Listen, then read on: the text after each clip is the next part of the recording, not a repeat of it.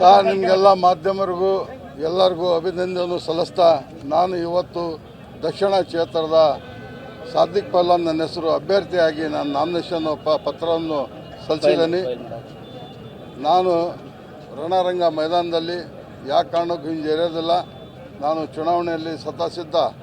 ನಾನು ಬಂಡಾಯ ಅಭ್ಯರ್ಥಿಯಾಗಿ ನಾನು ಚುನಾವಣೆಯಲ್ಲಿ ಮಾಡ್ತೇನೆ.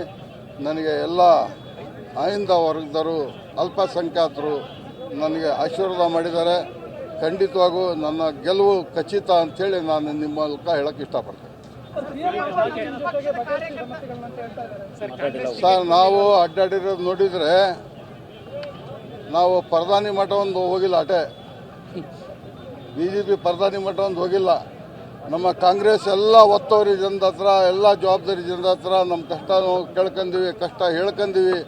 ಆದ್ರೂ 2 ವರ್ಷ ಕಾಲ ನಮ್ಮನ್ನೆಲ್ಲ ಬಿ ಫಾರಂ ನಮಗೆ ಕೊನೆ ಕ್ಷಣಕ್ಕೂ ನಮಗೆ ಸಿಗ್ತದಂತ ನಮಗೆ ಆಶ್ವಾಸನೆ ಕೊಟ್ಟಿದ್ರು. ಆ ನಿಟ್ಟಿನಲ್ಲಿ ನಮಗೆ ಬರಲಿದ್ದ ಕಾಲಕ್ಕೆ, ನಮಗೆ ಸಿಲಿದ ಕಾಲಕ್ಕೆ ನಾವೆಲ್ಲ ಮತ್ತೀಗ ಇವತ್ತು ಸೋಮವಾರ ಬಂಡಾಯ ಕಾಂಗ್ರೆಸ್ಸನ್ನು ನಾವು ಹಾಕಿದ್ದೀವಿ. ಸರ್ ಅವರು ಕಾಂಗ್ರೆಸ್ನವರು, ನಾವು ಬಂಡಾಯ, ನಾವೇ ಪ್ರಚಾರ ಮಾಡ್ಕೊಂತೀವಿ. ಸರ್ ನಮ್ಮ ದಕ್ಷಿಣ ಕ್ಷೇತ್ರದಲ್ಲಿ ನನ್ನ ಅಲ್ಪಸಂಖ್ಯಾತರು ಅವರು, ಆಮೇಲೆ ಆಯಿಂದ ಹಿಂದುಳಿದ ಜನ ಎಲ್ಲ ಅವರೇ ಪ್ರಚಾರ ಮಾಡಿ ನನಗೆ ಗೆಲ್ಲಿಸಿ ವಿಧಾನಸೌಧಕ್ಕೆ ಕಳಿಸ್ತಾರೆ ಅಂಥೇಳಿ ನನಗೆ ವಿಶ್ವಾಸ ಇದೆ. ಸರ್ ನಿಮಗೆಲ್ಲ ಮಾಧ್ಯಮರಿಗೂ ಎಲ್ಲರಿಗೂ ಅಭಿನಂದನೆ ಸಲ್ಲಿಸ್ತಾ ನಾನು ಇವತ್ತು ದಕ್ಷಿಣ ಕ್ಷೇತ್ರದ ಸಾದಿಕ್ ಪೈಲ್ವಾನ್ ನನ್ನ ಹೆಸರು ಅಭ್ಯರ್ಥಿಯಾಗಿ ನಾನು ನಾಮಿನೇಷನ್ ಪತ್ರವನ್ನು ಸಲ್ಲಿಸಿದ್ದೀನಿ. ನಾನು ರಣರಂಗ ಮೈದಾನದಲ್ಲಿ ಯಾವ ಕಾರಣಕ್ಕೂ ಹಿಂಜರಿಯೋದಿಲ್ಲ. ನಾನು ಚುನಾವಣೆಯಲ್ಲಿ ಸಿದ್ಧ. ನಾನು ಬಂಡಾಯ ಅಭ್ಯರ್ಥಿಯಾಗಿ ನಾನು ಚುನಾವಣೆಯಲ್ಲಿ ಮಾಡ್ತೇನೆ. ನನಗೆ ಎಲ್ಲ ಆಯಿಂದ ವರ್ಗದವರು ಅಲ್ಪಸಂಖ್ಯಾತರು ನನಗೆ ಆಶೀರ್ವಾದ ಮಾಡಿದ್ದಾರೆ. ಖಂಡಿತವಾಗೂ ನನ್ನ ಗೆಲುವು ಖಚಿತ ಅಂಥೇಳಿ ನಾನು ನಿಮ್ಮ ಮೂಲಕ ಹೇಳಕ್ಕೆ ಇಷ್ಟಪಡ್ತೇನೆ.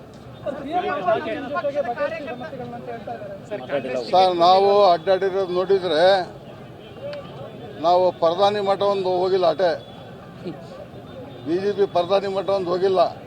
ನಮ್ಮ ಕಾಂಗ್ರೆಸ್ ಎಲ್ಲ ಒತ್ತುವರಿ ಜನದ ಹತ್ರ, ಎಲ್ಲ ಜವಾಬ್ದಾರಿ ಜನದ ಹತ್ರ ನಮ್ಮ ಕಷ್ಟ ಕೇಳ್ಕೊಂಡೀವಿ, ಕಷ್ಟ ಹೇಳ್ಕೊಂಡೀವಿ. ಆದ್ರೂ 2 ವರ್ಷ ಕಾಲ ನಮ್ಮನ್ನೆಲ್ಲ ಬಿ ಫಾರಂ ನಮಗೆ ಕೊನೆ ಕ್ಷಣಕ್ಕೂ ನಮಗೆ ಸಿಗ್ತದಂತ ನಮಗೆ ಆಶ್ವಾಸನೆ ಕೊಟ್ಟಿದ್ರು. ಆ ನಿಟ್ಟಿನಲ್ಲಿ ನಮಗೆ ಬರಲಿದ್ದ ಕಾಲಕ್ಕೆ, ನಮಗೆ ಸಿಲಿದ ಕಾಲಕ್ಕೆ ನಾವೆಲ್ಲ ಮತ್ತೀಗ ಇವತ್ತು ಸೋಮವಾರ ಬಂಡಾಯ ಕಾಂಗ್ರೆಸ್ಸನ್ನು ನಾವು ಹಾಕಿದ್ದೀವಿ.